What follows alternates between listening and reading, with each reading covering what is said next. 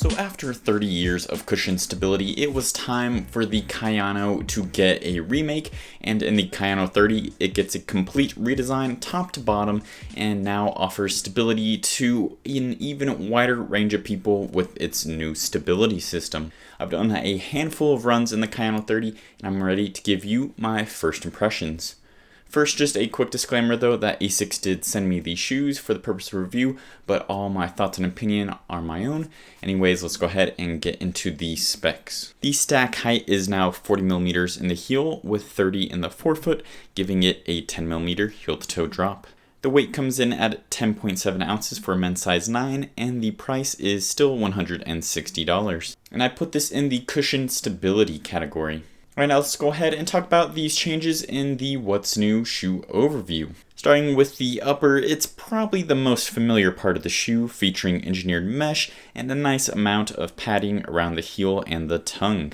The midsole gets even thicker and now is entirely Flight Foam Blast Plus Eco with pure gel in the heel. On the medial side is a piece of even bouncier foam as a part of their 4D stability system, but I'll talk more about that later. The outsole has a good amount of coverage and uses a hard rubber.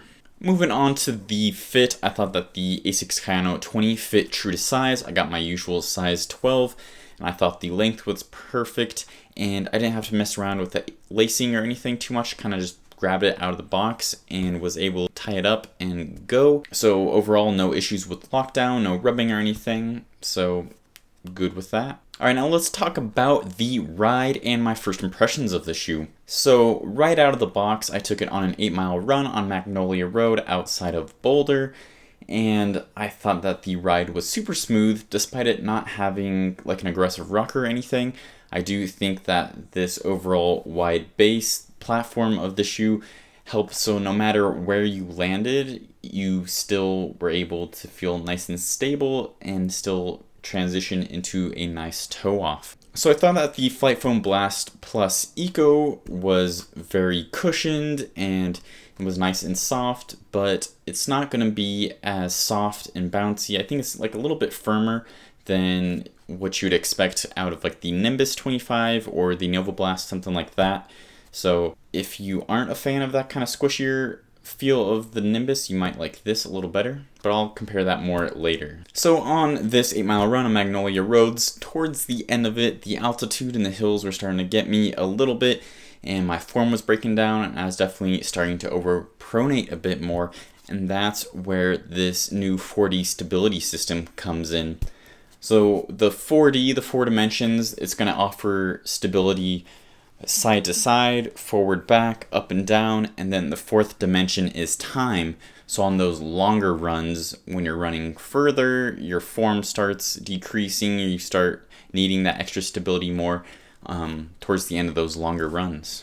So some of the key stability elements to help you with this 4D stability is they have this wide heel with convex and concave patterns, so that if you land further back on the heel, it's going to help kind of gently guide you.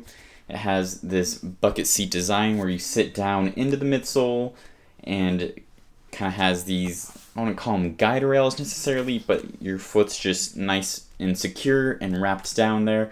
So if you start moving in or out like that, then that bucket seat design is going to help kind of keep you stable and just move you forward. Of course, another element of it is this wide base. This very thick platform here is going to help, like I mentioned earlier, no matter where you land, it's going to be nice and steady and help kind of transition you into that toe off. And then one of the final pieces is this little gray piece of foam here. And like I mentioned earlier, it's actually a softer, bouncier foam here. Typically in old school stability shoes, you would have a firm posting here. That would be, if you lean into it, oh, it's a firm foam, it's gonna kind of push you in. This does not do that. If you start overpronating too much, it's gonna act as kind of a trampoline and bounce you forward and help you transition to your forefoot quicker instead of overpronate and crushing this side of the shoe in too much, if that makes sense. So what's nice about all these different stability elements is that they're pretty much there if you need them, but if you don't need them, they're not going to be intrusive. So like that bucket seat design just helps keep your heel nice and locked in. That wide platform is just going to be very stable. You see that a lot in even the Nimbus 25 or Hoka's, a lot of those shoes today.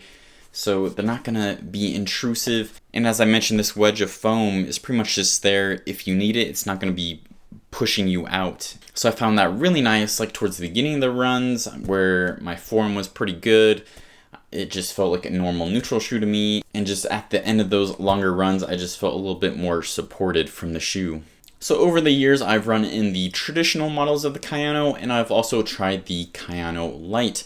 This shoe definitely reminds me of a more cushioned Kayano Light with maybe a little extra stability like you might find in the older Kayanos. So overall, I've been enjoying this redesign of the Kayano. I've been mainly using it for recovery days and long runs where I could really benefit from that cushion and that stability. But again, this shoe isn't just for stability runners. It's going to be for anybody. You can use it if you're a neutral, overpronator, underpronator, and it's going to be there to support you if you need it. All right, now I'm going to be comparing the Kayano 30 to a couple of shoes, just some quick comparisons. First shoe I want to compare it to is the ASICS Nimbus 25, which earlier in the year got a complete makeover as well. They both have the Flight Foam Blast Plus Eco midsoles with the pure gel in the heel. Again, they both have pretty wide platforms to be inherently stable. This upper is going to be, I think it's even more padded around the ankle, but the tongue isn't quite as padded. It's kind of more of a knitted material. This one's kind of that engineered mesh that's more traditional, maybe not quite as padded around the ankle, but does have a little extra padding in the tongue. So now talking about the foam, like I mentioned, they use the same foam. However, I found that the Nimbus 25 was maybe a little squishier, a little spongier feeling, very soft and very plush. While I thought that the Kayano was a little firmer, it definitely still felt nice and cushioned, but just a little more responsive. So if you thought that the Nimbus was maybe a little too squishy for you, then you might actually like the Kayano. Again, this one does have more of that bucket seat design and that extra soft wedge under the arch, so those are going to be some differences as well. Plus the outsole, I feel like it's going to be a little more aggressive and a little more coverage on the Kayano. Overall, I've been really liking both of these shoes. However, I think that the Kayano 30 is best for people who need more support or are looking for a shoe that will support them at the end of a long run or on recovery days. And if you're somebody that might have tried the Nimbus 25 or the Nova Blast or some shoe like that and just thought it was a little too squishy, then you also might like the Kayano 30. All right, next up, I'm going to compare it to the Forever Run Nitro from Puma. So these are both, I would say, more modern stability shoes where they don't use those firm medial postings and they use different ways of providing stability. So the Forever Run Nitro uses a denser outer layer of foam with a softer inner core of their Nitro foam. It has a sock liner that's going to have a little more aggressive arching to it. It has a little bit of a bucket seat design, a plastic heel counter, again, more of a wide base to be more inherently stable. So those are just some of those ways where it provides you stability without being intrusive. So I think these are both good options for, again, both neutral runners and people that need that stability, where it's going to come in handy when you need it, but not going to be overwhelming or protruding or noticeable if you don't need it. So I actually think that these shoes are pretty similar.